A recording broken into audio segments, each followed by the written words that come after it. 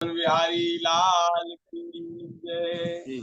हाँ, हम तो बस यही निवेदन कर रहे थे कि हमारे बालक हमारे धर्म के बारे में, भगवान के बारे में और देवी देवताओं के बारे में जाने, और जान करके वे स्वतंत्र हैं, कुछ भी निर्णय करें उसमें फिर नहीं। लेकिन अनजाने में वे महाराज जो गलत निर्णय ले रहे हैं और उसकी हानि जो उनको हो रही है, वो महाराज बड़ा कष्ट देने वाला, दुख देने वाला। तो उसकी चर्चा फिर हम फिर कभी करेंगे। श्रीमद् भागवत जी की मंगलमयी चर्चा हो रही, महात्म की चर्चा हमने पिछले दिन भी करी, आज वहीं से प्रारंभ कर रहे हैं। श्लोकार्धम श्लोक पादम वा नित्यं भागवतोद्भवम् पठस्व सुमुखेनैव यदीक्षसि परां गतिम्। बोले यदि आपको परम गति की इच्छा है तो श्रीमद् भागवत जी का एक श्लोक भी यदि आप याद न कर पावे तो आधा श्लोक, अरे आधा भी याद न हो तो एक चौथाई श्लोक आप याद कर लें, उसको नित्य स्मरण कर लें, पाठ कर लें, गोविंदाय नमो नमः ऐसा कह लें, उससे भी परम गति की प्राप्ति हो जाएगी। जो श्रीमद् भागवत जी की व्याख्या करते हैं, अर्थ सहित उसका पाठ करते हैं, उसके करोड़ों जन्मों के पाप नष्ट हो जाते हैं, इसमें तनिक भी संदेह नहीं है। जो कथा कहने वाले हैं, जो ठीक से कथा कहते व्याख्या करते हैं, उनके भी महाराज करोड़ों जन्मों के पाप नष्ट हो जाते हैं। हमारे ऊपर तो बड़ी कृपा है जो हमसे ठाकुर जी आप सबको निमित्त बना करके कुछ कहलवा रहे हैं, तो जिससे हम मेरे को भी, मुझे बड़ा लाभ हो रहा है। आपको तो हो ही रहा है, आप सुन रहे हैं। हाँ, जो आधा श्लोक, एक चौथाई श्लोक जो भागवत जी का नित्य पढ़ते हैं, उनको महाराज कुछ नहीं करना पड़ता, उनको बैठे बैठे ही राजसूय और अश्वमेध यज्ञ का फल मिल जाता है। और एक बड़ा सुंदर श्लोक है, नित्य भागवत जी का पाठ करना, भगवान का चिंतन करना, तुलसी जी की सेवा करना और गौ की सेवा करना, इन चारों जो काम है, इन चारों का फल एक समान है। गाय की सेवा का भी वही फल है जो भागवत जी की कथा सुनने का है। तो गौ सेवा की भी बड़ी भारी महिमा है। अब आप सब लोग तो शहर में रहने वाले लोग हैं, नहीं तो हम तो कहते हैं आप सब एक गाय अपने घर में रखो। अब वहां तो जगह ही नहीं है, कहाँ रखेंगे। इसलिए गाय की सेवा, देखो भगवान की कथा निरंतर सुनने को मिले, ये बड़ा सौभाग्य है। लेकिन ऐसा संयोग बनता नहीं है कि नित्य हमें कथा सुनने को मिले। लेकिन जो कथा सुनने का फल है, जो भगवान का ध्यान करने का फल है, ठाकुर जी का ध्यान भी बड़ा कठिन है। ध्यान करने बैठो, आंख मूंदो, सबसे पहले तो नींद आती है? भगवान का ध्यान करना बड़ा कठिन है। तुलसी जी की सेवा और गौ की सेवा, ये दो कार्य हम नित्य कर सकते हैं। तुलसी जी की सेवा करने की भी बड़ी महिमा है। तुलसी जी में जल देना है, उनकी आरती करना, उनके दीपक जलाना और उनकी मंजरियों को उतारना, वो उतार करके भगवान के ऊपर समर्पित करना, श्री शालिग्राम भगवान को चढ़ाना। यदि आपके घर में गोपाल जी हैं, प्रिया प्रियतम है, उनके ऊपर चढ़ाना, न्यौछावर करना, ये बहुत अच्छा है। तुलसी जी की सेवा हो जाती है। और गौ की सेवा, गौ को, गाय को हरा चारा डालना है, कुछ दलिया दाना खिलाना और महाराज ठंडा मीठा जल पिला देना, इससे भी महाराज बड़ी महिमा है इसकी। और भागवत श्रवण का फल उसको मिल जाता है, निरंतर कथा सुनने का फल मिलता है जो गाय की सेवा करते। इसलिए हम तो जहां जाते हैं सबसे कहते भैया कम से कम एक गाय तो देसी गाय, भारत की देसी गाय हम सब लोग घर में अपने उसका पालन करें। और यदि देखो एक और निवेदन है हमारा, यदि ऐसी हमारी परिस्थिति है कि हम घर में गाय नहीं रख सकते, तो जहां गौशालाओं में गायों की सेवा हो रही है, गायों की, बछड़ों की, बैलों की, निष्काम भाव से, निस्वार्थ भाव से जहां सेवा हो रही हो, वहां महाराज खूब जांच करके, जानकर, जानबूझकर, ऐसा नहीं कि किसी को भी कहीं भी दे दिया। उससे क्या है कि आजकल कुछ लोगों ने इसको अपना अपना पेट भरने का धंधा भी बना लिया। लोग कहते हैं गाय की सेवा तो लोग बहुत करते हैं, लाओ गाय तो रखते हैं 10 20 50, और 100 200 500 गायों का उनके पास आता है, वो सब महाराज वो करते हैं। तो ऐसी जगह नहीं, हमारा निवेदन है कि अच्छी जगह जहाँ गायों की भाव पूर्वक सेवा हो रही हो, वहां आप कुछ ना कुछ महीने का कुछ ऐसा वो कर लें कि जैसे एक गाय का जितने में खर्चा चल जाए, यदि हमारी सामर्थ्य है। यदि सामर्थ्य कम है तो कुछ कम भी, हमारी जैसी योग्यता सामर्थ्य है उसके अनुसार गौशालाओं में हम सेवा करें। गायों की सेवा यदि बन जाए तो ये बड़ा पवित्र कार्य है, बहुत पुण्य का कार्य। और आगे श्री सनकादिक भगवान कह रहे हैं कि जो पुरुष अंत समय में श्रीमद् भागवत जी का एक श्लोक सुन लेता है, एक कोई श्लोक भागवत जी का सुन लेता अंतिम समय में, महाराज उसको फिर भगवान के धाम का वास मिलता है। नरक वरक नहीं जाना पड़ता उसको, स्वर्ग में नरक में से छुट्टी हो जाती है और ठाकुर जी के चरणों की प्राप्ति हो। चाहे कैसा भी कोई व्यक्ति हो, अंतिम समय में भागवत जी का एक श्लोक उसके कान में पड़ जाए तो उसको वैकुंठ धाम की प्राप्ति होती है। ये तो हुई सुनने की महिमा। भागवत जी सुनने की महिमा तो ये हो गई, और ना सुनने की भी बड़ी महिमा है। जो कथा नहीं सुनते उनकी भी बड़ी महिमा है, लेकिन उनकी महिमा दूसरी तरह की है। क्या महिमा है, ध्यान से सुने। आप सब लोग तो सुनने वाले, आप तो बुरा नहीं मानेंगे। जो नहीं सुनते उनके पास आप सेंड कर देंगे तो वो जरूर बुरा मान जाएंगे, ऐसी महिमा उनकी। श्री सनकादिक भगवान कह रहे हैं, आजन्म मात्रमपि न सठे न किंचित चित्तम विधाय सुख शास्त्र कथा न पीता चांडाल वच खर वद वत्तेन नीतम मिथ्या स्वजन्म जननी जन दुख भाजा। मिथ्या स्वजन्म जननी जन दुख भाजा, उनका जन्म व्यर्थ है। उन्होंने अपनी माता को कष्ट देने के लिए जन्म लिया, माता को पीड़ा ही दी। जिन्होंने महाराज पूरे जीवन में कभी भी भगवान की भागवत की कथा नहीं सुनी, पूरा जीवन बीत गया लेकिन कभी भागवत की कथा नहीं सुनी। जिन्होंने चित्त लगा करके ये सुख शास्त्र की कथा नहीं सुनी नहीं, जिन्होंने चित्त लगा करके कथा का पान नहीं किया। यहाँ वाक्य है, चित्तम विधाय सुख शास्त्र कथा न पीता। सुनना अलग है और पीना अलग है। पीना महाराज, जिन्होंने पान नहीं किया, कथा रस का जिन्होंने पान नहीं किया, उनका जीवन व्यर्थ है। वे कैसे हैं? बोले वे ही चांडाल हैं जो भगवान की कथा नहीं सुनते। चांडाल कोई जाति नहीं, बोले वे ही चांडाल हैं जो कथा नहीं सुनते। और महाराज अरे वे मनुष्य नहीं है, चांडाल तो फिर भी मनुष्य होता, मनुष्य नहीं है, वे तो गधे हैं, खरवज। बोले वे तो गधे हैं जो भगवान की कथा नहीं सुनते। भैया ये हम किसी को गाली नहीं दे रहे, ये तो महापुरुष बड़ा भला बुरा कह रहे हैं।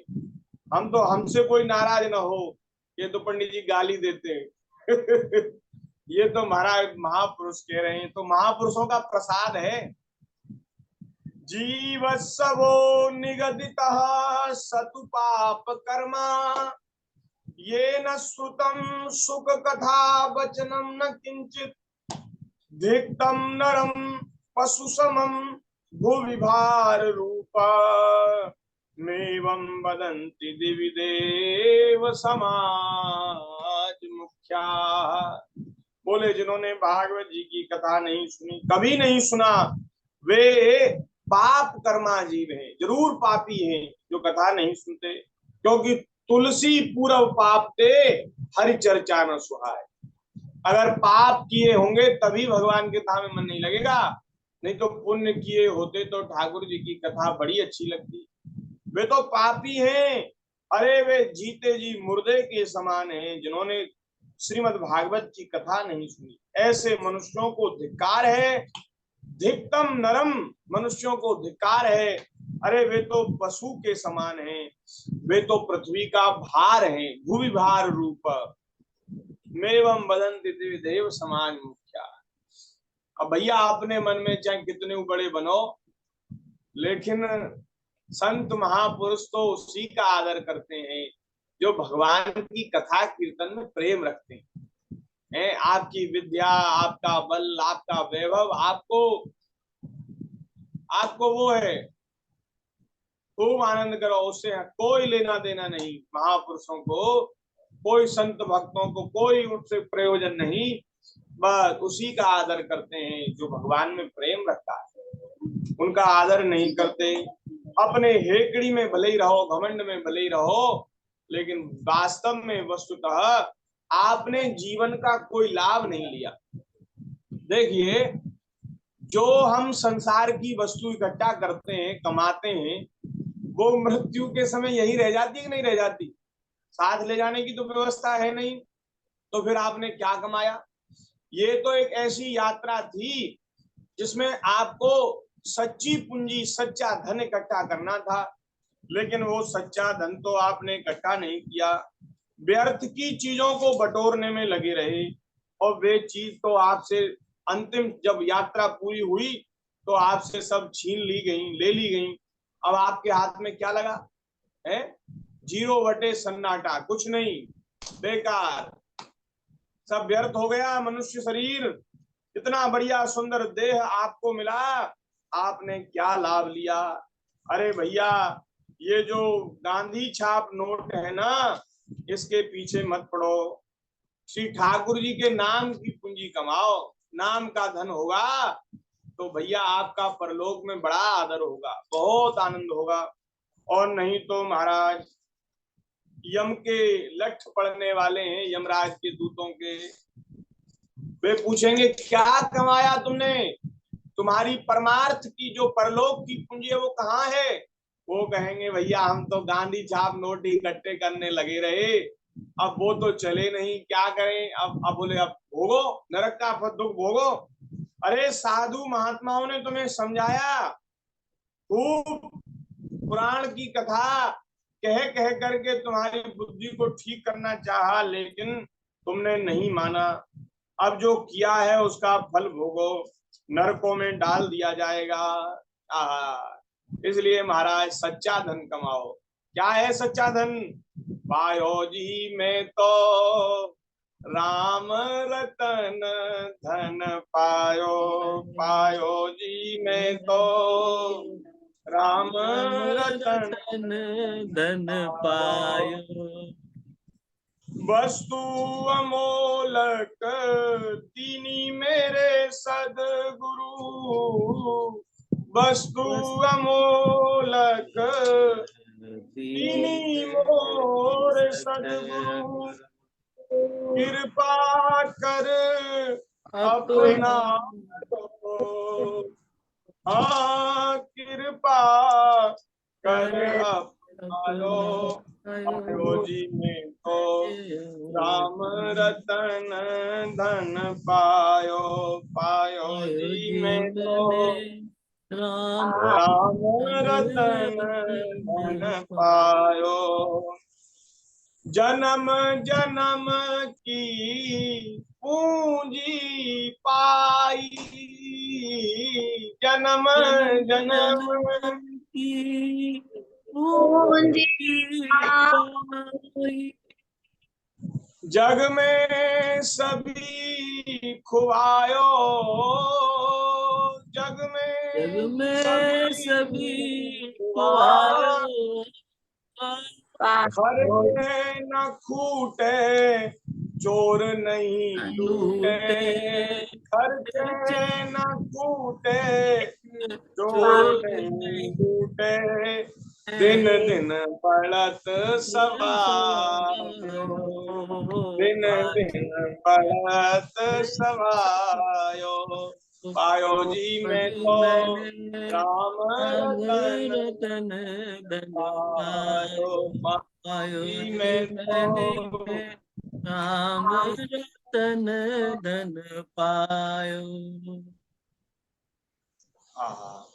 सत की नाव खेवटिया सतगुरु, सत की नाव केवटिया केवटिया सतगुरु, सतगुरु, भव सागर कर तरियायो, भव भव सागर सागर तरियायो, तरियायो, मीरा के प्रभु प्रभु गिरधर गिरधर नागर, मीरा के प्रभु गिरधर नागर, हरख हरख जस गायो, हरख हरख जस गायो, पायो जी में तो राम रतन धन पायो, पायो जी में तो राम रतन धन पायो, परम धन राधा नाम आधार, परम धन राधा नाम आधार, जीवन धन राधा नाम आधार, जीवन धन राधा नाम आधार। यही है परम धन। अरे श्री कृष्ण नाम, श्री राधा राम, यही परम धन है भैया। और सब धन तो बेकार का, बातों ही बात का धन है। देखो, यहाँ कमाया हुआ धन, भारत में कमाया हुआ धन, आप विदेश में जाओ तो वहां नहीं चलता, वहां करेंसी चेंज करानी पड़ती है? बदलानी पड़ती है, नोट बदलने पड़ते हैं। तो भैया जब परलोक की यात्रा होगी तो ये गांधी छाप नोट कैसे चलेंगे? जब दूसरे देश में नहीं चलते तो वो तो दूसरा लोक है, वहां कैसे चलेंगे? हमने पूरी शक्ति धन कमाने में ही लगा दी। अरे भाई, उतना कमाओ जितने में व्यवहार चल जाए, बाकी समय में तो परम धन की पूंजी कमाओ। जो परम धन है उसको इकट्ठा करो। क्या है परम धन? परम धन राधा नाम आधार, परम धन राधा राधा नाम आधार, परम जाहि श्याम मुरली में टेरत, जाहि श्याम मुरली में बेटे टेरत, रत सुमिरत बारंबार परम धन, सुमिरत बारंबार परम धन राधा नाम आधार, परम धन धन राधा नाम आधार, परम धन राधा नाम आधार, जंत्र मंत्र और वेद तंत्र में, जंत्र मंत्र और वेद तंत्र में यही कियो निर्धार, यही कियो निर्धार, श्री सुख प्रगट कियो नहीं आते, श्री सुख प्रगट कियो नहीं आते, ज्ञानी सार को सार परम धन, ज्ञानी सार को सार परम धन राधा नाम आधार, परम धन राधा नाम आधार। श्री हरिराम व्यास जी महाराज कह रहे हैं कि वेद तंत्र में, जंत्र मंत्र में ये सब निर्धार किया हुआ है। ये श्री राधा नाम परम धन है, परम गुप्त रहस्य है। और बोले महाराज श्री सुखदेव जी ने इसीलिए प्रकट नहीं किया क्योंकि ये सबका सार है, सार का भी सार है। सबका सार है भगवान का नाम, श्री कृष्ण का नाम, और श्री कृष्ण नाम का सार है श्री राधा नाम। राधा इसलिए महाराज श्री सुखदेव जी ने भी राधा नाम को प्रकट नहीं किया। परम धन राधा नाम आधार, परम धन राधा नाम कोटिक रूप धरे नंद नंदन, कोटिक रूप धरे नंद नंदन कऊ न पावे पार, परम धन कऊ न पावे पार। व्यास दास अब प्रगट बखानत, व्यास दास अब प्रगट बखानत, डारी भार में भार, डारी भार में भार, परम धन राधा नाम आधार, परम धन राधा नाम आधार। जाहि श्याम मुरली में टेरत, जाहि श्याम मुरली में टेरत, सुमिरत बारंबार, परम धन राधा नाम आधार, परम धन राधा नाम। बोलिए श्री राधा वल्लभ लाल की जय। धिक्तम नरम पशु समां भुवि भार रूप, मेवं वदन्ति देव दिवि देव समाज मुख्या। स्वर्ग लोक में जो देवता हैं, उनके जो राजा इंद्र हैं, वे महाराज उन मनुष्यों को देख करके यही कहते हैं, अरे धिक्कार है मनुष्यों, इन मनुष्यों को जो भगवान के नाम से, भगवान की कथा से विमुख हैं, उससे वंचित हैं। धिक्कार है ऐसे मनुष्य को। ये तो पृथ्वी के भार हैं जो कथा नहीं सुनते। इसलिए दुर्लभ है कथा लोके श्रीमद् भागवतोद्भवा, कोटि जन्म समुत्थेन पुण्यनेव तु लभ्यते। ये श्रीमद् भागवत जी की जो कथा है अत्यंत दुर्लभ है संसार में। पर करोड़ों जन्मों के पुण्य जब एक साथ उदित होते हैं, तब उसके पुण्य से इसको श्रवण करने का परम लाभ प्राप्त होता है। हम लोगों के जो पुण्य हैं वो सब उदित हो गए हैं, उनका हमें फल मिला है, उनका हमें फल मिल गया और हमें भगवान की कथा सुनने को मिले। इसलिए बोले भैया और सब साधनों को छोड़ो, भगवान की सप्ताह कथा का श्रवण करो। बोले सप्ताह कथा की महिमा इसलिए विशेष है क्योंकि कलयुग में महाराज बहुत दिनों तक चित्त की वृत्तियों को बस में रखना और नियमों में बंधे रहना और किसी कार्य के लिए दीक्षित रहना वो थोड़ा कठिन है ज्यादा दिन के लिए। इसलिए सप्ताह कथा यदि नियम से, जो विधि है उसका पालन करते हुए सुन ली जाए तो उससे सदैव कथा श्रवण करने का फल मिल जाता है।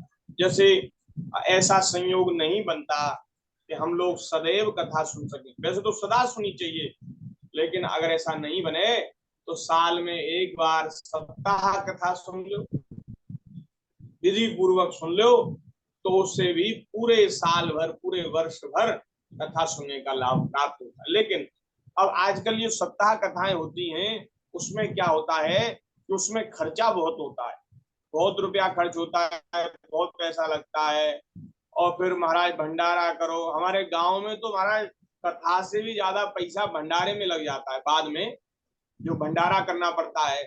तो बड़ी भारी समस्या है भैया, बार बार कैसे सुने, एक बार ही हो जाए जीवन में, ये भी बड़ी बात है। अब महाराज 2-4 लाख रुपया लगेगा और किसी किसी को तो एक बार भी कराना बड़ा कठिन है, तो बार बार कैसे सुने। तो मेरे मन में ये भाव आता है कि हम लोग सप्ताह कथा सुने, विधि पूर्वक सुने, लेकिन कम से कम खर्चे में सुने। आपके पास ज्यादा है तो भी आप कम रुपए में कम खर्चा करके सुने, क्योंकि ये एक बार नहीं सुनना, बार बार सुनना है। भाई आप जब ज्यादा खर्च करोगे तो आपके मन में संकोच होगा, अगली साल जब वो समय आएगा तो आपके मन में होगा कि अरे भाई पिछली बार बहुत रुपया खर्च हो गया, अब भी अगर करेंगे तो दोबारा खर्च होगा। तो इसलिए हमारा निवेदन है, आपके पास भले ही ज्यादा है तो भी कम खर्च करके ज्यादा विस्तार न करें, और कम खर्च करके भगवान की कथा सुने। खर्चा माने बिल्कुल कम, क्योंकि उससे लाभ ये होगा कि हमें बार बार कथा सुनने का मन करेगा। और एक बार ही अगर ज्यादा रुपया खर्च कर दोगे तो फिर दोबारा महाराज जल्दी से मन नहीं होगा, मन भी हो जाएगा तो महाराज नातेदार, रिश्तेदार, घर वाले सब लोग मना कर देंगे कि भैया तुम तो बहुत रुपया खर्च कर देते हो, ये तो बार बार महाराज सुनना बड़ा कठिन है। तो इसलिए कथा सुने तो दिखाने के लिए नहीं, दिखावा नहीं करना है। प्रभु जी हम तो रोज सुन रहे हैं। हाँ बिल्कुल, आप तो सुन ही रहे। वाह, ये तो बड़ी बड़ी भगवान की कृपा है। आपकी कृपा है हमारे पे पहले तो। अरे ठाकुर तो जी आपकी कृपा कृपा है, है, बाद में प्रभु की कृपा है, भगवान ने बनाया है, ऐसा ठाकुर जी ने संयोग बनाया है जो नित्य कथा सुनने का। नहीं तो नित्य कथा बड़ी कठिन है, बहुत कठिन है। तो महाराज बोले यत् फलम नास्ति तपसा न योगेन समाधिना अनायासेन तत्सर्वम सप्ताह श्रवणे लभेत। जो बोले तीर्थ से, तपस्या से, योग से, समाधि से जो फल नहीं मिलता, वो फल सहज में सप्ताह श्रवण से मिल जाता। इसलिए भैया योग से बड़ी है, यज्ञ से बड़ी है, व्रतों से बड़ी है, तप से बड़ी है, तीर्थ से तो सदैव बड़ी है भगवान की सप्ताह कथा, भागवत जी की कथा। तो इस प्रकार सबसे बढ़ चढ़कर भगवान की कथा है। सोनक जी ने पूछा, बोले महाराज आप कह रहे हैं ज्ञान विज्ञान योग यज्ञ से